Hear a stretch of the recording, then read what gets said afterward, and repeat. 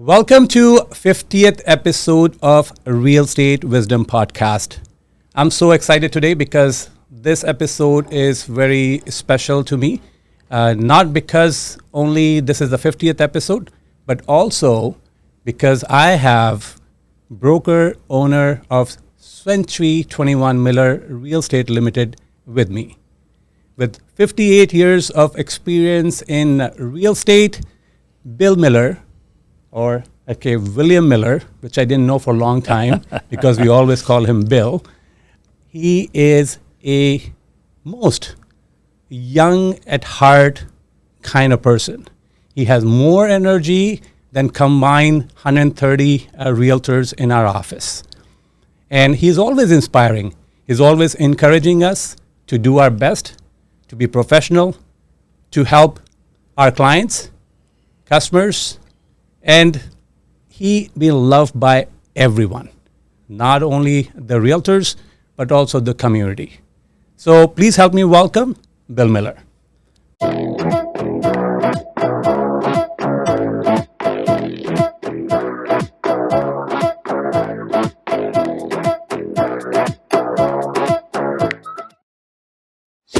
thanks, Vish. Thanks for having me here. At least you're calling me Bill. A lot of my friends that I play golf with call me by my middle name, Oscar. Oscar. Look at that. Well, William Oscar Miller. William Oscar Miller. Oscar was my father's name. Nice. So when I take money out of their pockets, yes, on the course, they call me Oscar. So you're enjoying a golf? I know you. Yeah, I am. It's amazing. I'll never be a single-digit handicap, but nice. I can certainly. I'm not embarrassed to go on anybody's golf course and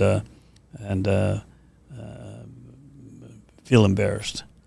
I can hit the ball and I can score. Matter of fact, 2 weeks ago, from the white tees at Burlington, I shot my age. Oh wow, 78. Nice. So hopefully not too many golfers hear what I'm saying here today. Yeah, but I'm pretty sure there's listeners for our podcast. They are golfers. I golf as well, but not as much as you. And I didn't get the chance to golf with you because you'll be saying, "What are you doing? No, you're an old guy." Well, I actually have trouble finding time to golf. I'm still very busy. I know. We got a business to operate, and I have it well managed. But I stay in touch, and I'm here when I'm here. I like to go in and have meetings with my management team, and of course, I still do a lot of construction.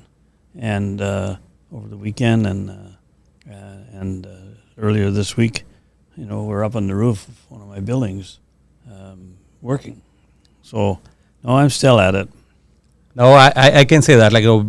Every time I come in, you always in your workload, sometime in your shorts, or you're doing something. Always busy.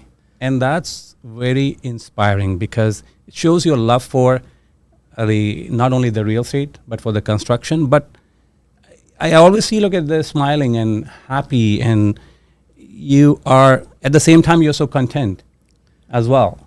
You don't like to do show off, but you do when it's due. You celebrate us, you celebrate our office, you celebrate Century 21 Canada, and we're proud to have a number one global team internationally in our office, which run by your son Brad Miller and Goodale team. So I'm very excited. I know we will keep on talking, but I will shoot you the questions right away because we were talking before that how long this podcast need to be, and it could be a full for several hours. We could do it all day. We could do all day, but we keep in mind our listeners because they probably lose it in between. But you have so many interesting stories to tell to us. I learned from it. Just ask me anything you want. All right, perfect. So I will start from the very beginning. So you can you share your journey in the real estate industry, and what motivated you to select Century 21 Miller Real Estate Limited? That's an all-day story. When I came to Ontario from New Brunswick, I was a truck driver, and I started driving truck at St. Lawrence Cement. And I used to get laid off in the winter when the lake boats stopped running. The canals were closed for the winter. And the gal that I was dating, her father was a realtor, and he said, "Why don't you go get a real estate license?" Oh, nice. And which year this was? Let's be in 64, 65. Nice. And so now... It bring back all the memories, eh? Well, back then, the course was only 4 days long. You rode on the fifth morning. I think the pass mark might have been 60. Yeah. And, of course, I failed it. I mean, I only went to school till I was 13 years old, and I've been driving truck ever since. So, I think did I even finish grade 7? I think I failed it, actually. I never went back to school. But anyway, I failed my real estate license, and I went back every week to rewrite it. I went back about 4 or 5 times. And finally, they just gave it to me. And now, of course, it takes you a year to get a real estate license. But I stayed in education and real estate, and I was the youngest guy in Canada to have a fellow of the Real Estate Institute of Canada certificate. Wow. Matter of fact, one of the requirements was you had to be 25 years old to have it. Right. And I had it at the age of 23, but they wouldn't give it to me for 2 more years. Oh, wow. So I stayed in education, and I always thought it was really important for real estate. And so I went and got my real estate license. It took me a long time to get my first transaction, and it's too long of a story to go into how we did that first transaction. And then I joined a company, and we grew it to be the number one company in Oakville. There was only 5 of us. And back then there was only like 33 or 34 realtors in the entire town. Mm-hmm. And so in 1971, Fred Penny and myself decided to leave that company and start our own firm. So I was operating under William Miller Real Estate, and for all the years I was in business then, we were one of the top broker in town, and I was a top salesperson. We did very well. And but then there was lots of talk about banks and trust companies getting into the real estate industry. Mm-hmm. And that's when I started thinking, how would a small town guy like me compete effectively against these big brand names? And so I started searching, and I heard about Century 21 with a training program. So back then, there was no such thing as a training program for realtors, and especially for real estate brokerages. Mm-hmm. And so I found Century 21, and then they came into Canada, started on the West Coast, and I was waiting for them to come into Ontario. I was not the first broker to sign up in Ontario. I think Percy Fulton in Scarborough was one of the first brokers. But anyway, I joined, and that was like, 47, 48 years ago. Nice. And I'm certainly a senior broker in that franchise system. But without it, I don't think we'd be here. And it's one of the reasons we have a very successful office, is because of the ongoing, not just the initial training startup, that's which we provide here, but the ongoing training and coaching. Vish, today, I believe every realtor, whether you've been in the business 2 months or 20 years, you need more coaching and hand-holding and training than you ever needed before. You're absolutely right. And, I've been involved in the board, as you know, and you encouraged me to do that.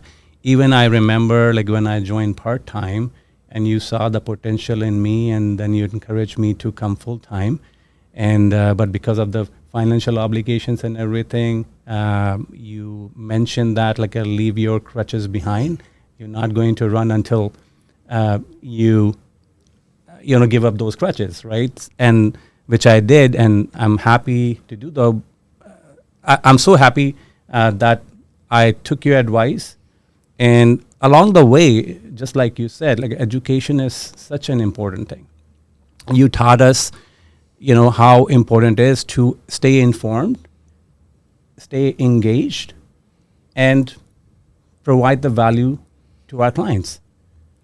Well, going back for as many years as I can remember, I think as soon as I got into the Cent 21 system, I started hiring managers, even though I only had a small handful of agents. But I was always thought I needed someone with more education and a younger mindset to attack the industry and to stay up to speed with the industry. So I've always had a manager on staff to help our agents go forward. I'm an old person in the industry, but I don't have my head in the sand. If there's something new and it works, I want it, and we buy it. Well, this is an example, like setting up this room over here. Like, not many brokerages have these kind of facilities where you can go and you can just record your podcast or video, and you encourage each of us. A lot of people don't take advantage. I recommend, like, in even the people who are thinking about it, take that advantage. I think like I used most of this studio than anybody else. But at the same time, I would say, it's not only the technology. It's the character, what we build as a person, as a realtor, that helps. And combination of both, your experience and new guys' technology experience, and our staff, like, who are very, I would say incredible. I'm so proud, like our admin team, who keep us on the toe, follow the rules and regulations all the time, and we feel so safe, I should say. Well, when I have meetings with other brokerages, and we talk about this particular items, having enough admin people and managers, and I'm not the biggest office in town. I mean, our office produces as much real estate as most other offices with double the size. Mm-hmm.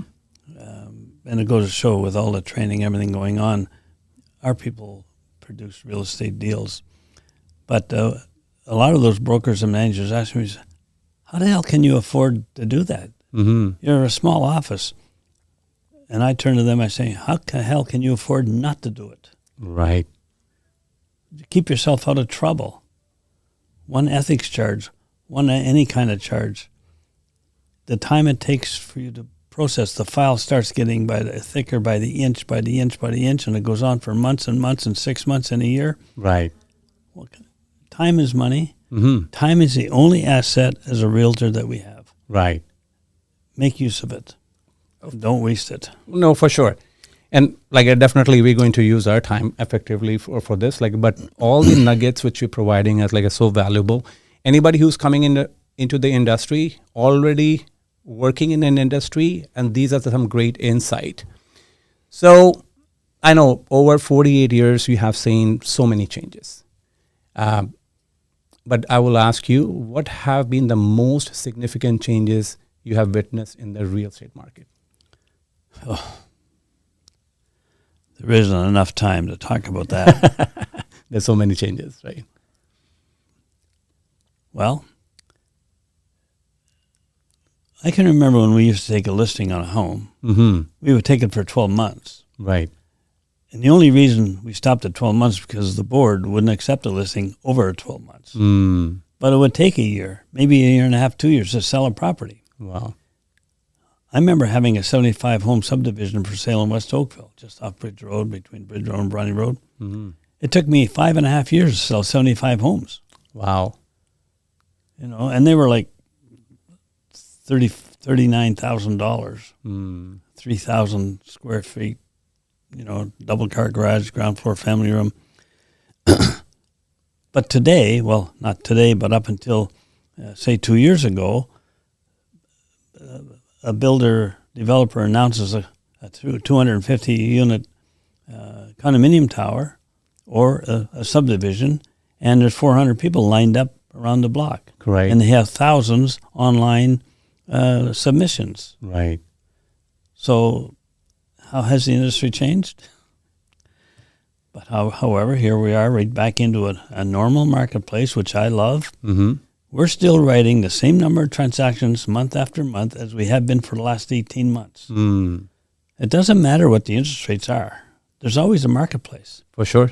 When interest rates are really high and mortgage renewals come up for renewal, there are certain people who just can't afford to keep their home. They have to sell. Right. And there's always a buyer sitting there waiting for them. In today's marketplace, there are hundreds and thousands of buyers out there waiting to buy. Mm-hmm. Two things. They don't have to buy. They're waiting out the marketplace. And if they decide to buy today, they have so much more to choose from. Our listings are coming in at a faster pace than what they're being sold. Mm-hmm. So the competition in selling is great. And sellers have so much more to choose from. So they'll go and try an offer. And if they don't get it, saying, fine, I'm going down the street and try an offer on this other house. Mm. If you want to sell your house today, listen to your realtor and price it accordingly.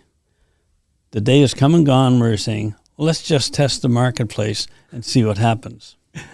I know. I talked to some of the sellers, like still in the mindset, like, my house used to worth, like, year ago, 2 years ago, this much. Like, you're not a year or 2 years ago. Like, things have changed a lot, right? Vish, when sellers are selling in the market and they're buying in the same market, the interest rate doesn't mean a damn thing. No. You're buying and selling in the same marketplace. Exactly. Listen, back in the 80s, we went to over 20% interest rates. Right.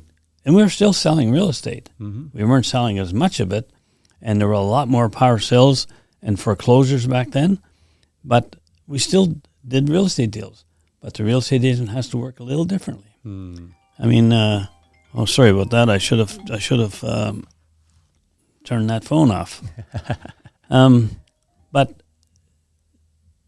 back a few years ago, right, when every Tom, Dick, and Harry, as long as they had a pulse and they could go and pass their real estate course, they were coming into our industry. Right. We didn't hire them all. We interviewed an awful lot of them, but we just said, they just want to come in and play in the game and still keep a full-time job. And some of those people did okay just working out of the waste paper basket of busy agents. Mm. Busy agents pick and choose some of the clients they have to deal with. They only have so many hours in the day, so they would pass it off to an agent. Right. Now that's true. Like, in the industry have changed a lot, and I think the one keep us going is like the population growth. We still like short of houses. I was just doing the report, like in the market report in our last episode, and I look into like in how many houses are available, but also at the same time we have a lot of buyers sitting on the sideline. And once the interest rate started going down, we have seen it before as well, and history repeat most of the time. That spur will happen. A quarter point here and there is not going to make it a big change. Right. A full point will definitely kickstart the business.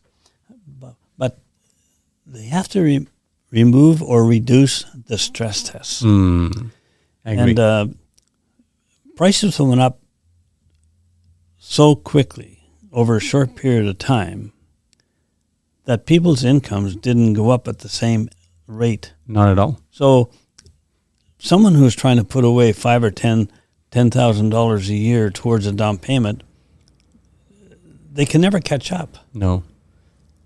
So if the stress test was removed or even reduced, that would bring a bunch of buyers into the marketplace.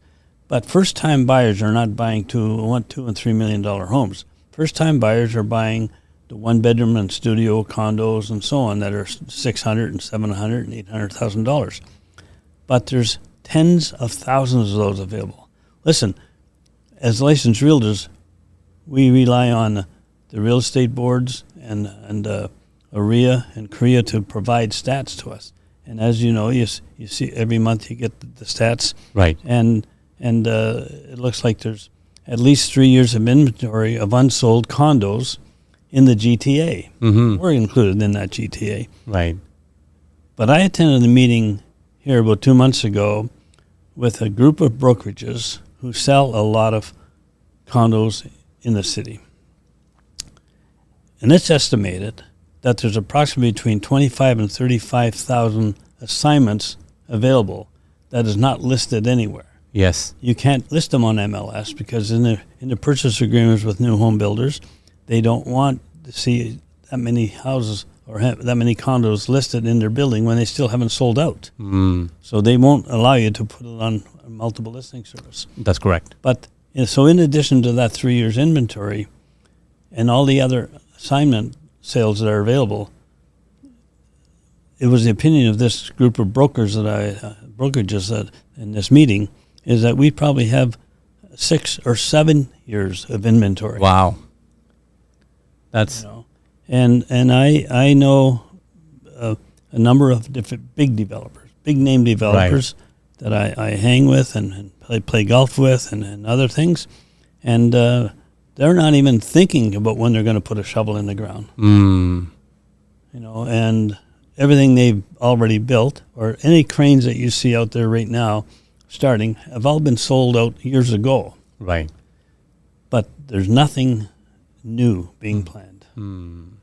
Well, that's the concern is going to be for future, but right now the concern basically is like we were saying that not many houses were available, but I will say like not type of houses people looking for, because what I have seen in the industry and especially in Canada is people looking for like a single family home. Condos, most of the time people looking for to invest for rental purposes. And with like a negative cash flow, which has gone up to 80% now, which is it's not lucrative to those investors anymore. If you're an investor, whether you're looking at a condo or a single family home, with the interest rates being what they are and the price ranges what they are, there's nothing you can buy to get an ROI, which is a rate of return from day one. Right. In your analysis, when you buy an investment property, in addition to the down payment you're going to put down, you have to calculate the cash call is going to be every month, right, and include that too. Yes. And if you can afford to do that, then go buy an investment property, because 20 years from now it will be worth more money. Right. And you'll be able to write off all those expenses right. against any capital gain and so on. Right. But to buy a property today with a positive cash flow in the residential world, right, well, find me one and I'll buy it. Yeah, for sure. And that's what say like we are in negative cash flow market, but just like you mentioned, that looking at the foresight, 5 years, 10 years, definitely the price is going to go up. This is not going to stay forever. I think like when I was looking at the history, this is the repeat of kind of like a 1990 kind of downfall when it happened. What do you say? And it took like 6 or 7 years to recover from that. Well, it does. Yeah. Well, you never recover from it. Oh, for on sure. an individual basis, those who are involved in the losses, you never recover from it. Right. I mean, I was part of those people. Listen, I was under construction building commercial buildings downtown Oakville in the early 80s. Right. And interest rates went. I remember discharging $1 million mortgage at 10.5% and taking the $2.5 million to start a second phase. And within 9 months, it went from 10.5 to 19%. Wow. And it ended up at 22%. Well, I lost that building under power of sale. Wow. And, things can happen really, really quickly. And I thought we had enough cash going into a project. And we didn't because of the unexpected, So based on that story, what you will advise someone who are thinking of, I know like a lot of people like are not even thinking about like, investing or buying, but also at the same time, you mentioned before that it's an opportunity, but what they should look for if it's a right time to buy. There's never a bad time to buy real estate. But Vish, all the years I've owned investment real estate, I've always done it with partnerships. I could never afford to buy on my own. Right. So if you've got an investor, tell that person to go and find 2 or 3 other investors, right, and come in. I'll attend that meeting with you, and I'll tell you how to set up a little investment for portfolio. So instead of doing it on your own, put half a dozen people together and talk it out. Then you can afford to buy something, and you can afford to carry it with a negative cash flow because you're only carrying a portion of it. Now, that's a great advice, and that's a great insight as well for anybody who's looking for. Partnership definitely can work, and you have ability to handle those losses for short term, for the long term game. You put a group of people together, and I'll come in and set down some guidelines for you. Absolutely, I love partnerships. No, that's true. Like, you have done like so many partnerships with other people and being successful. I know we already talked about have those questions prepared, but we did answer most of them. That how have recent trends, the higher interest rate and capital scarcity, impacted the real estate market in Canada, particularly in Oakville? But you covered most of the GTA also. That's going through the same thing, right? So I appreciate that. So looking into the scenario, because a lot of people hearing this news all the time, it's all over the social media, all over news channels, and we talk about a negative.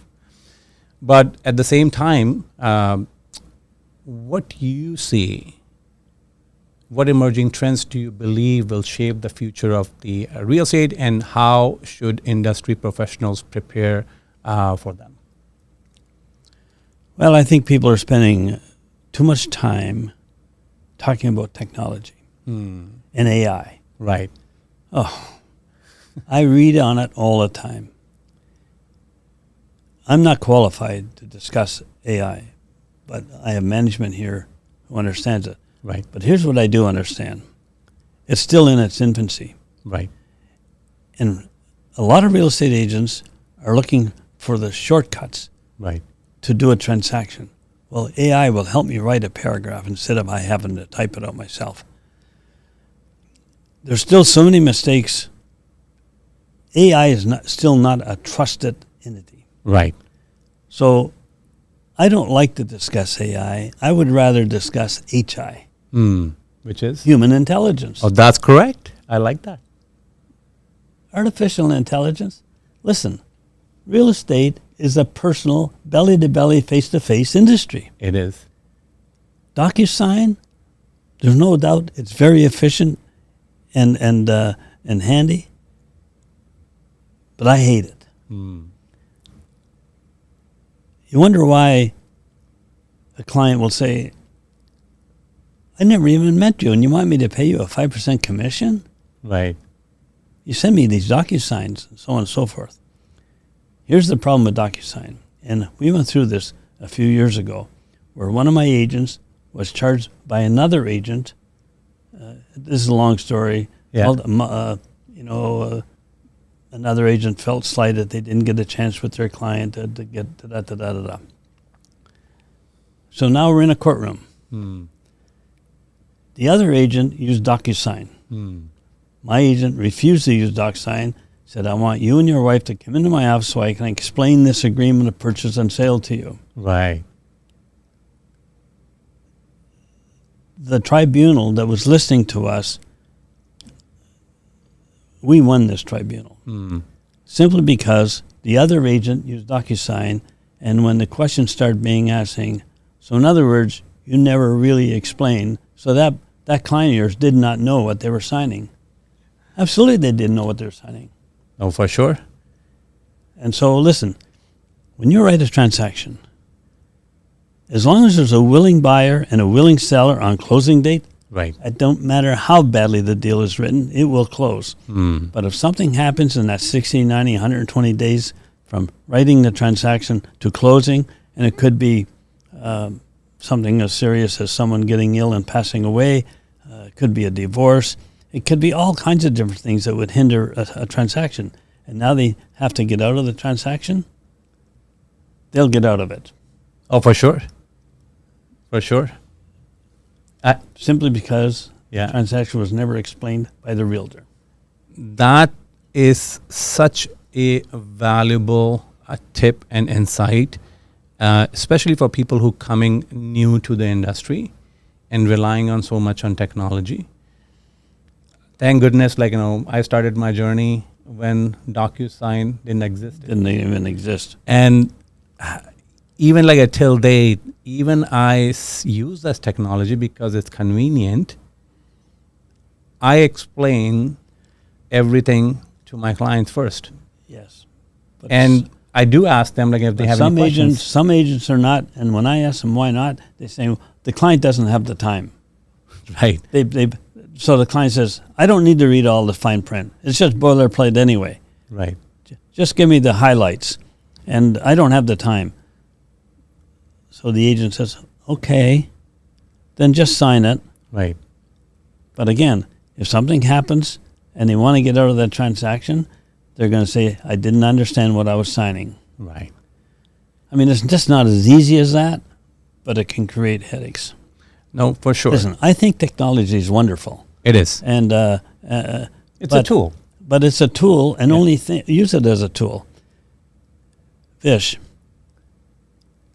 I said earlier, real estate is a big personal transaction. Mm-hmm.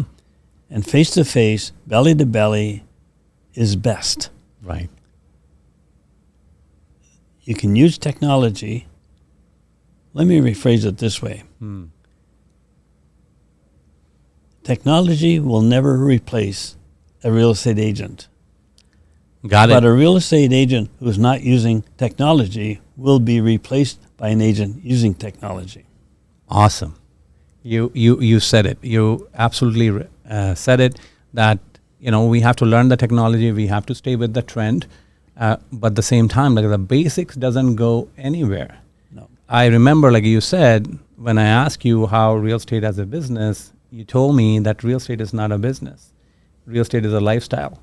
And it's a people. We are in the people business, not in real estate business.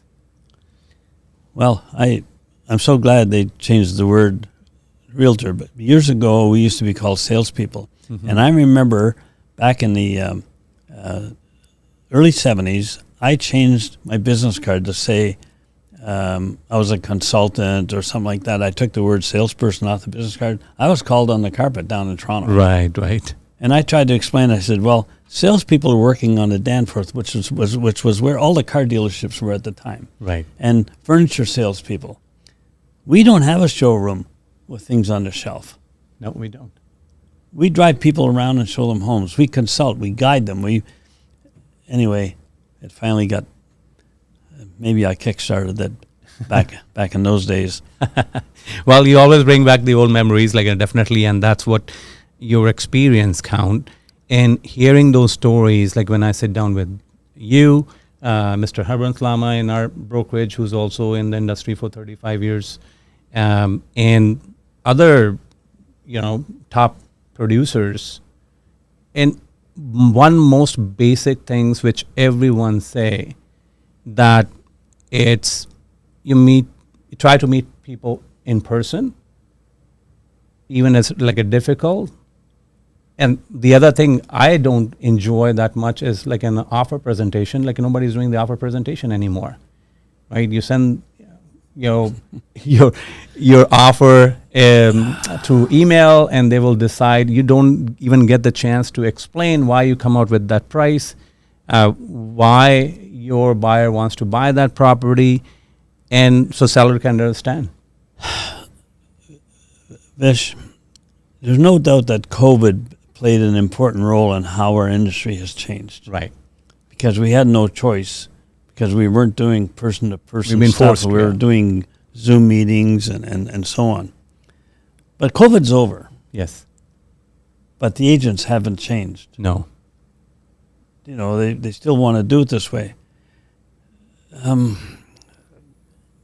Let's not even go there, because I could spend, and I might even full start, day over there, I may for even start sure. swearing on your podcast here. Well, no, it's I know it's frustrating, especially when you competing for a commission, and you have ethics, you have your rules and regulations which you follow, and when you're presenting and you're doing all this hard work, like meeting with clients, not just sending the email, presenting an offer, that takes time as well. When people ask me, like, what differentiate you with other realtor, they cutting their commission. What do you have to say about that? I just went through the experience over the last 2 months. I sold my own home, and I didn't do it personally. Yes. But I'm scaling down. So earlier on, we were talking about who's buying and selling real estate. There's always a marketplace. There's people downsizing and there's people upsizing. Correct. And interest rates got nothing to do with that. They Right. just decide to do that in the same marketplace. So there's always buyers and sellers doing that. And I'm one of them. So I sold a 3,000 square foot place. I have a place in Florida I want to start going to more often. So I went into a 1,400 square foot condo. Vish, I'm embarrassed about my own industry. Some of the listings that I looked at, first of all, struggling just to get an appointment. Wow. Does a consumer even know what type of realtor they list it with? Mm-hmm. Well, they probably listed it for 1%. That's what you're going to get. Right. And that realtor took a half a dozen pictures with their phone. Vish, there was one particular condo I looked at, and a picture of the appliances. Half the fridge was missing in the picture. And it was all yellowish and dark, and there was no lighting. And you wonder why the house is not being sold. Right. But sooner or later, then you see those listings get rechanged, and they go with one of the brand, go with the realtor who Right. does the work. But I've never been so embarrassed to see what kind of information's out there, and with the names of companies I've never even heard of. Mm. Where do these people come from? I mean, anyway, let's not even go on to that subject. Yes. But I just went through it. So now I know how stressful it can be for a purchaser, It is. So as a realtor, pay attention to your clients' needs and become the friend that they need to have. And feed them enough information that they can make their own intelligent decision. Right. Because as soon as you part company with them, they're right on the internet again, still looking for more real estate in Right. case you missed something. Well, you said that you'll provide as much information you can. A lot of information these days are available on internet. And correct me if I'm wrong, these days buyers and sellers have more information than what we have. You're right. But what's missing Yes. is, so now they do a comparable search, and they're saying, well, this unit sold for this much money. But what it doesn't show them in there what the terms of the agreement are. Exactly. I remember a house in East Oakville going back, Canadian actor Walter Pigeon, I think his name was. He lived down off Right. Morrison Road. And he sold a property for $120,000 when the next nearest property was something like $70,000. Mm. We were all scratching our heads. How the hell did that happen? Well, what happened was he sold it with no money down to somebody and took back a mortgage with no interest, but a perceived interest rate, what it would be if you had to go out, and he inflated the price to accommodate. That doesn't show up on MLS information. Yes. So as an agent going in and out of properties on a daily basis, you find out that, these floors were paved with gold, Right. and et cetera, et cetera. The consumer only has information with numbers. Correct. They don't know the condition of the unit and how well done it's been done, or if it hasn't had any renovations. Yeah. And now you give and take. You do your appraisal process, and you give or take for condition and et cetera, et cetera. And biggest thing is also what addition to that, we also the negotiation skills, which we have because we're dealing with all kind of people every single day. And I learned from you how to negotiate. Also got my own certification for certified negotiation expert. And those learnings, dealing with different people, hearing the stories about the transactions and I wish we do more mastermind kind of group in our brokerage, which we used to do. I know COVID have broken that. Then we can hear those all cases, the problem we faced, how we overcome with that. And that's a great learning which is the years of experience. You work on it and you won't gain it just by hearing those stories from individuals like you, who is in the industry for a long time.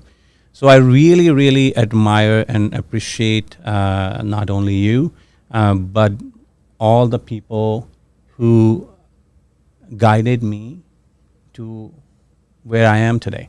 And I think and I take that opportunity to teach other people as well, for the new ones coming in, and always willing to add what you already have added to make this brokerage the best brokerage I can say anywhere. Well, if there's any one piece of advice you can give anyone coming into our industry is just be you. Don't try to be someone you're not. Awesome. Well, I remember that, and I always try to be myself. I know we did more talking over here, but we were very concise today, and I really appreciate you. Well, I also take that opportunity to thank you, the listener over there, because without you, it wasn't possible to reach this small milestone for me, 50th episode. We were consistent week after week, and to bring you some valuable insight and real estate wisdom, which you can use for your information, which can guide you to make a better decision, and also know about the nuances of the industry. Special thanks to our guest who helped us in crafting this podcast. A lot of information you have shared, your experiences, just like Bill did today, and I'm so thankful to all of you. Also, I will love to get more help from you. If you can subscribe, which you're going to do, I know, but make sure you provide us a feedback. And feedback is a gift, just like I said. And I'd love to get that gift from you to make this Real Estate Wisdom podcast more valuable, so other people can listen to it and take some valuable information which we provide on this podcast. Thank you for watching. Thank you for your love. Bye for now. Okay, Vish, did we go over our time frame? Probably. That always happens when people are talking. Disclaimer. The information provided in this podcast is for informational purpose only and should not be considered as financial or investment advice. Consult with your professional before making any real estate decisions.